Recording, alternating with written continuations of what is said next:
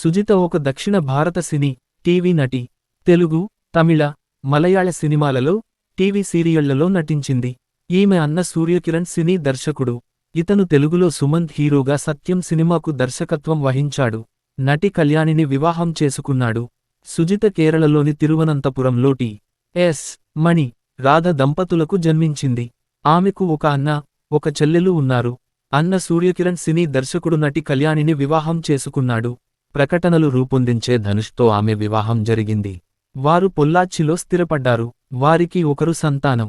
నటించిన సినిమాలు: సుజిత పసివాడి ప్రాణం సినిమాలో మాట్లాడలేని, వినలేని అబ్బాయిగా నటించి మంచి గుర్తింపు పొందింది. ఈ సినిమా కథ మొత్తం ఈ అబ్బాయి చుట్టూ తిరుగుతుంది. తరువాత ముద్దుబిడ్డ సినిమాలో కృష్ణ, రజనీలా కొడుకుగా నటించారు. గణేష్ సినిమాలో వెంకటేష్ చెల్లెలుగా నటించింది. ఈ సినిమాలో ఆమెది ముఖ్యమైన పాత్ర. జై చిరంజీవ సినిమాలో చిరంజీవి చెల్లెలుగా నటించింది.